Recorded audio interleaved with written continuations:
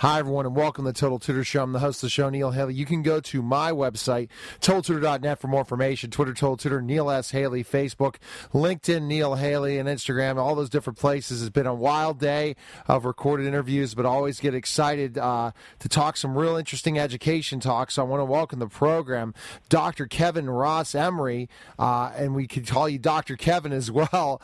Dr. Kevin, thanks for calling, and look forward to talking to you today about ADHD and ADD, because, again, the misdiagnosis in different situations, it really is a hot button topic to talk about, because that's the first thing that they look at a lot of times when we diagnose children. Well, first of all, thank you for having me. And one of the things I like to let people know right up front, especially because they may or may not have heard me speak before, and I've been working with ADHD children and adults since the late 90s, like 97, 98.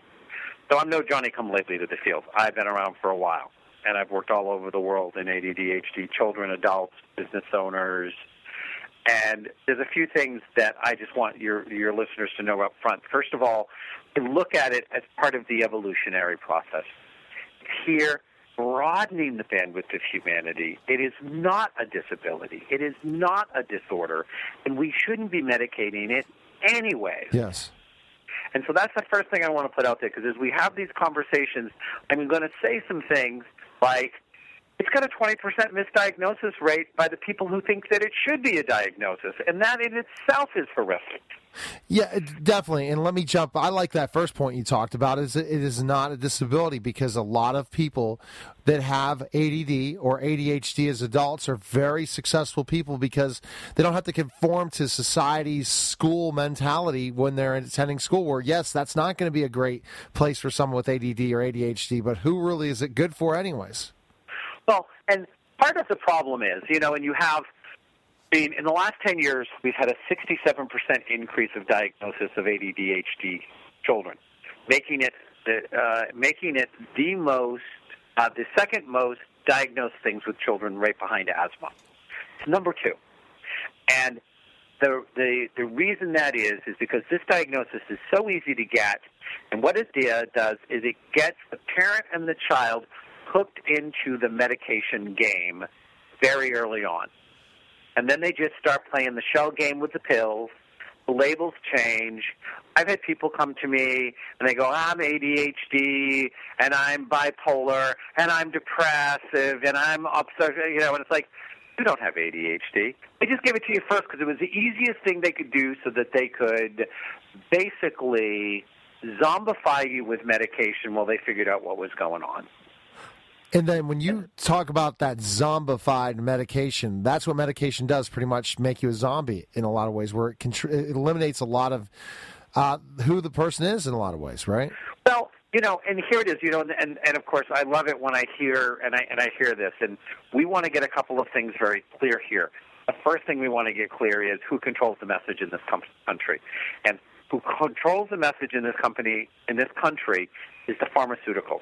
The drug companies control this message. They pay for almost all the studies that are done. They own Washington as the number one largest lobbyist every year by over $50 million. They are affecting our health care policy, because they get the health care policy they want because they own so much of Washington.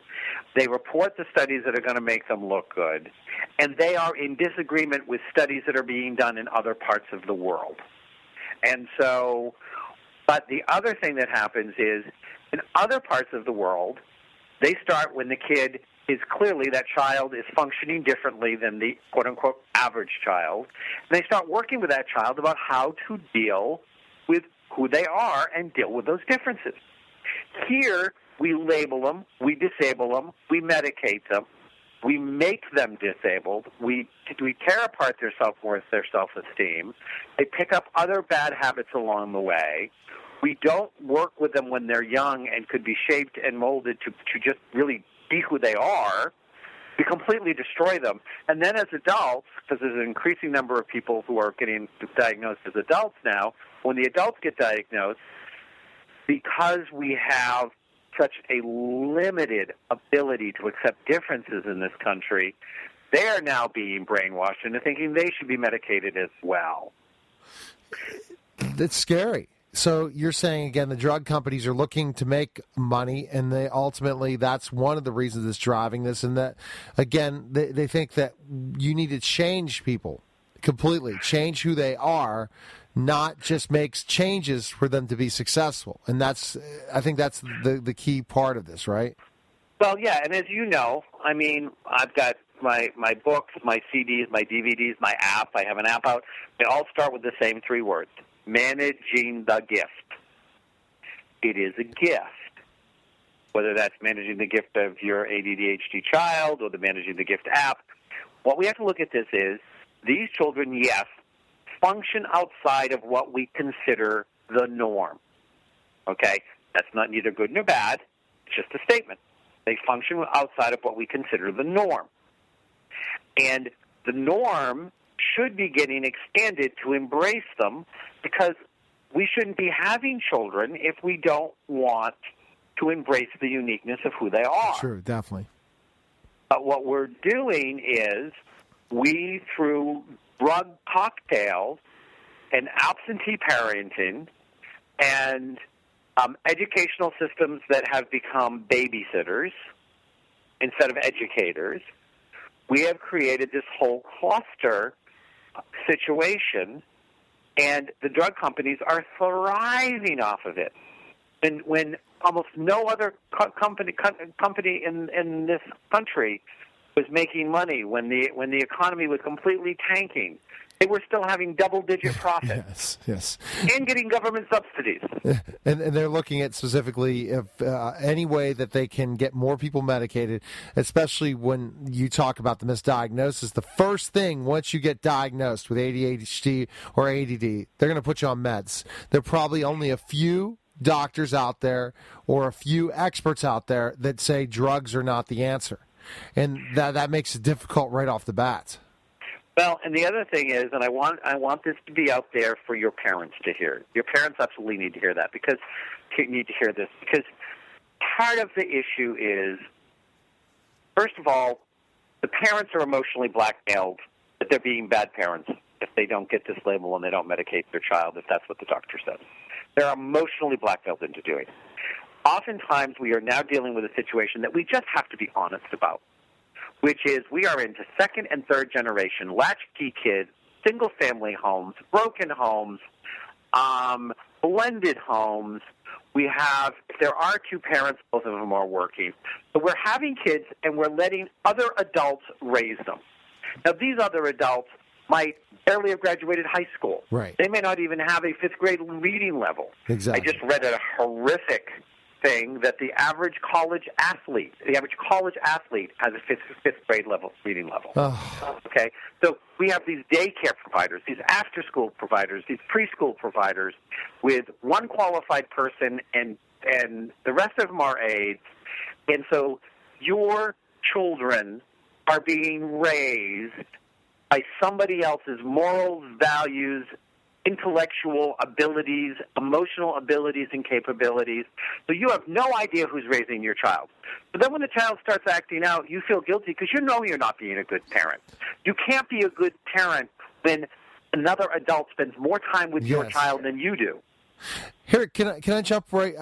Because I have lots of points to come with in this, and especially because you're taking a different direction. A lot of people, when you say that and this is a point, we do have one of our children who is pretty hyper like this. We have 5 kids, Dr. Kevin, and basically our second one, which was middle at one point in time, not anymore, is very, very rambunctious, and everyone's already saying, "Oh, she has ADD or ADHD."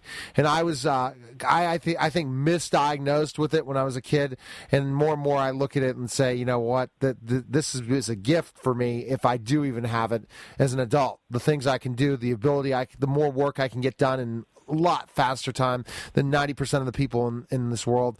I look at it like, wow, maybe I was bored. Who knows? Maybe gifted. There's so many different options out there. But the thing is, for listening, when you said that, other people are watching your kids, what do you do about that situation? If you have to have 2 working parents and your child is constantly either at a grandmother's daycare or whatever, how do you get the opportunity to see your kids more? Well, first of all, and, I'm going to say that my guess is in the few minutes that we've talked and a little bit that I know that we talked before we went on air and now, that I would say that there's a very strong likelihood you're one of my kids. Because I call them all my kids. I'm like, in this country alone, I got 10.4 million kids. And let me tell you, that's a lot of childbirthing. But I would say that you are one of my kids, which means that you are gifted, which means that you think differently, you process differently, you can successfully multitask when you have the right structure, and you hyper-focus to the point where you are awesomely creative and or awesomely brilliant, and usually some combination of both. Okay? But it can be intimidating to the people around you, and without the right structure, you can cause more problems than you end up with solutions. Right, and when I was younger, I did that. Ultimately, I was a professional wrestler, and and was in school, and all the time I was a know-it-all that thought I could pick up things so quickly. And this is when I finally got interested in school and stuff. And as teaching, I almost got ran out of teaching before I started my own tutoring consulting company. And the same thing happened in wrestling, where I was completely intimidating others, because that's the way till I learned specifically how to play the game, Dr. Kevin, and it takes time. But then you're like, wow. I have a lot more to offer people now than I did then once I learned how to utilize these gifts and talents. Well, and that's just it, which is why we need to manage these kids and teach them. And one of the things I used to say was, I would say, when I would work with kids directly more, I'd be like, I'm going to teach you how to teach them how to teach you, because they don't know how. Yeah. And so I know it's frustrating. Now, I might be talking to a 5-year-old. I might be saying this to a 5 or a 6-year-old. I've said this to 6-year-olds before. I know it's frustrating that the teacher doesn't get you. We have to have some compassion. They just don't know. So I'm going to give you some things you can do that you can help your teacher help you. And they'd be like, okay, that's really good, Dr. Kevin, thanks. But I feel bad that I'm getting my teacher so upset.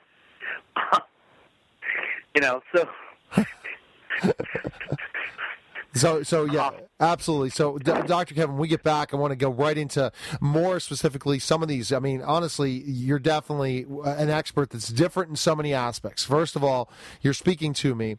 Second of all, we hear people say, well, you can't multitask, you can't switch. There's different entrepreneurs that talked about this. And then the other thing that it talks about is, that the gifted and ADHD don't come together, that and when you're diagnosed like this, it's a death sentence. What is not a death sentence? Meaning you're never going to be organized. You're going to have a complete foolish life. But that's if you're not given the tools. So when we get back, we're going to talk more with Dr. Kevin. You're listening to the Total Tutor Show, and we'll be back in just a moment.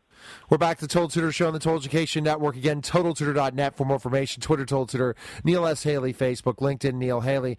And I'm with Dr. Kevin, and I'm enjoying the conversation tremendously. He's speaking to me, and when he's talking about things that I never saw in my life, because honestly, if you would ask me to concentrate when I was 17, 16, 15, I was thinking about girls. I was thinking about athletics. I wasn't even caring about school. And then the older I got, the more mature I got, the more I stayed laser focused on specific areas, and I continue to grow in those areas, and I learn from other people now, where if I had that maturity then, who knows where I'd be right now. Okay, well, first of all, I'm going to challenge something you said, because that's what I do. I challenge things. Sure. If you had been properly engaged, you still could have found time to think about girls and sports and think about schoolwork. If schoolwork had been engaging you, yes, you had found value in it. So, again, this is part of the problem. Now, there's something that I want your parents to hear, because, like I said, I'm pretty adamant about some of this stuff. If you're going to have a kid, first of all, don't have a second kid until you make sure you can deal with the first one. Don't do this. Well, I want them so many months apart. No. You know what? Waking up at 2 in the morning with them for a few months does not a parent make. No. Second of all, are you willing to build a life that will support that you and your spouse will work different shifts?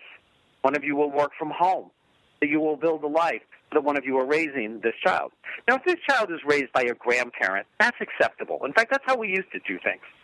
You know, it was not unheard of that, you know, that an aunt or an uncle, you know, that maybe had an aunt that maybe had time, or a grandparent or whatever. And I don't do the gender thing.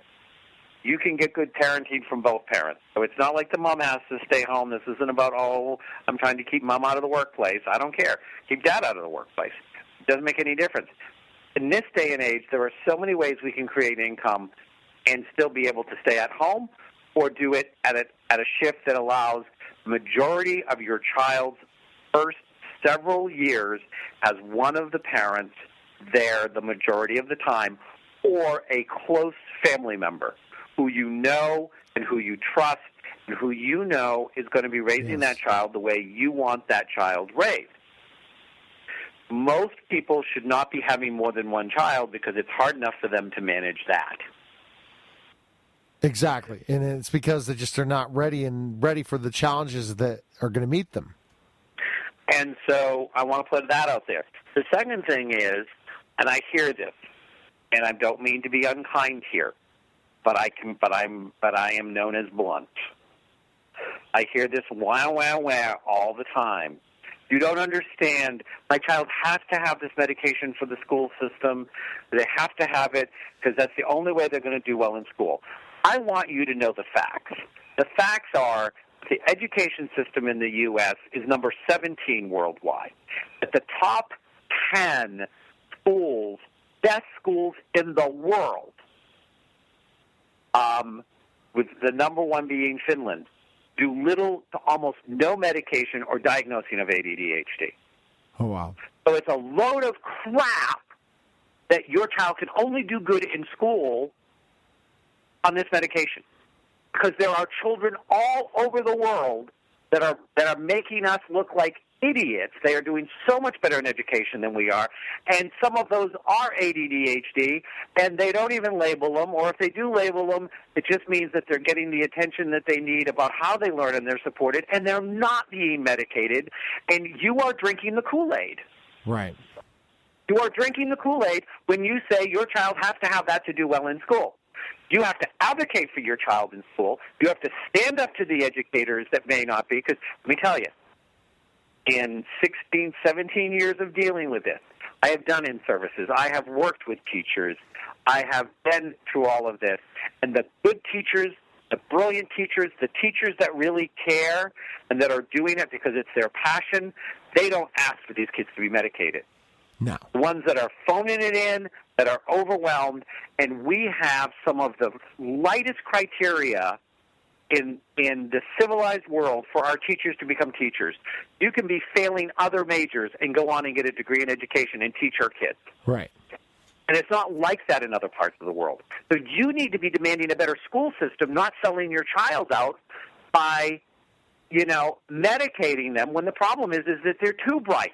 They're too creative. The other thing is you need to make sure you've got them on a good diet. You are their parent. Do not be feeding them enough sugar for breakfast to feed a small third world country. See, can I? I'm going to jump to that one first of all. I get in arguments on my parenting show all the time saying I think that sugar, especially when we're just talking about ADHD, ADD kids, really can hurt them focus-wise and different things if you're giving them sugar. A variety of like treats and different things like that. It leads to more hyperactivity, right? First of all, I want to say this, and I'm assuming that because of the title of your show that the demographics are mostly educators and families. Yes, but I could be wrong. But it hurts every child. Really? Okay. Even though there's studies saying that that's not true. And why they say that? Just so they can sell more candy bars. Yeah, let's find out who did those studies. Let's find out who wrote the check that those studies got done. Right. Because white processed sugar has, and there's lots of evidence, has an addictive quality and will send every child on a roller coaster ride. Or, where even adults, too, if they have too much. even adults too. And now, let's watch cool mom and dad walk out of Starbucks drinking their espresso while their kid is drinking the cappuccino, their 6-year-old. No, that's not good. Yeah. Why did you have a child? To look cool? Well, you failed. You just think you look cool. I recently did a blog that said, just don't be a hypocrite. If it's more important for you to have designer stuff for you and your children, if it's more important for your children to represent you well, if it's more important for your children to make sure that you look good, at least don't lie to them about it. Don't tell them how much you love them when what you really love is that they make you look good. Yes. Because you were supposed to have them. Don't say, oh, I love you so much. That's why I work 80 hours a week, so I can afford this nice lifestyle that I love. Say, hey, you know what? I had you because it's what I'm supposed to do, and now I'm stuck with you, and it's more important that I have my designer clothes and my nice car, and you're like third or fourth choice on the list. And that's what my actions tell you. Because the kids figure it out, and then they act out. Then they get labeled, and then the parents can be very happy because they get medicated and they're nice and calm. But that's hurting them later on because of you talked about the gifts and talents that a child that does have ADHD, ADD. Tell us specifically what makes them different to a normal child. Well, again, I talk about this as being an evolutionary process. And the reason that I call it that, and we've always had some people throughout the history of time, Leonardo da Vinci, Ben Franklin, Socrates, these people, Galileo, I could go on, seemed to pick up humanity almost single-handedly and be able to shift things. They were Renaissance people. They were men and women. Right. We hear less about women because history's been controlled by the writing of men. But anyways, different show, different topic. But these individuals, they always thought differently. They had better critical thinking skills. They looked at things in what I used to kind of call it a three-dimensional spiral. It was like they could look at things from a number of different points or directions that the average person doesn't look at it. The average person looks at it as very linear or even very abstract, but it's usually on points on a graph. The ADHD mind actually plays with information like a 2-year-old plays with spaghetti. Right. And it pulls it apart, and it looks at it, and it looks at it from all sorts of different ways that nobody ever looked at it, which is why it comes up with solutions, which is why they are inventors and they're scientists. It's why they suddenly come out with something. And as a child, what happens is, they'll be looking at it, you are trying to teach them ABC, they've got all the way to Z already, and you're barely past C, and then they come back and they go, well, what are the 3-letter combinations that give you different sounds? And Right. the teacher freaks, because the teacher's still going, D, E, F. Or they may ask something that the teacher can't figure out where the question came from, and then they say, oh, well, they just weren't paying attention, or they're just, problem. But 9 times out of 10, if you sit down with that ADHD child and you talk them through, there is a leapfrog of thought processing that they do that is connected in a way that you just don't see it, because you can't imagine how quickly they saw so many different things that came together that to the outsider looked like they were disparate, but to the ADD mind it came together and it created a form or a pattern that no one else has seen. When you talked about laser focus, when they finally figure this out, does that mean that they can produce a lot more in a very short period of time compared to a normal average person in certain aspects? Well, yeah, and they have 2 settings. They either hyper-focus or multitask. Multitask means you really aren't that interesting, so I'm going to do a lot of different things. Right. What's going on in my head is more fascinating than what's going on outside of my head. Exactly. And, to me, that the theme song for a lot of public education these days, the theme song goes like this: wah, wah, wah, wah, wah. Right. So, on the other hand, when they hyper-focus, they can so immerse that they will become instant experts. they will be debating in a matter of weeks or months with a PhD learned person in the subject because they absorbed it so quickly. Exactly. Because they were fascinated, because they were interested, because they wanted to, because they needed to know, and they needed to take it. They needed to say how far it was taken because they want to take it one step further. They want to go someplace else with it. The ADHD mind loves to learn. It loves to create. It loves to recreate. It loves to co-create. It loves to learn. It loves to play with that information. So yes, with the right amount of structure. And, I do a lot of work with ADHD business owners because entrepreneurialism is really a lot of times the perfect field for the ADHD mind. But it needs just enough structure with which to fly. Not enough, it doesn't get off the runway. Too much, it will self-destruct the structure. But if I go in and I work with an ADHD business owner, first of all, I learn their language because they speak a language all of their own.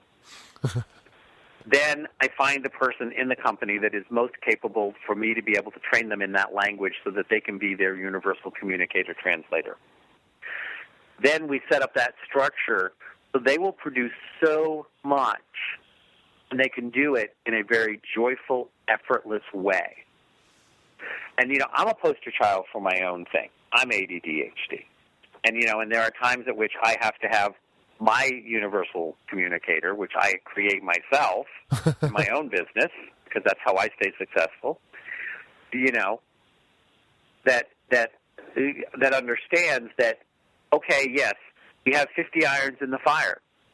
And I'm on top of all of those irons, and I know exactly what's going on. But I got 50 more in my head. And so, yeah, sometimes I need to get brought back to those 50 we need to be working on. And sometimes my staff gets exhausted from trying to keep up with me. And I know exactly. When I come up with these lists, I come up with these gigantic lists of different things that I want to accomplish, and I do that to my wife and even one of my clients as well. So I know exactly what you're talking about.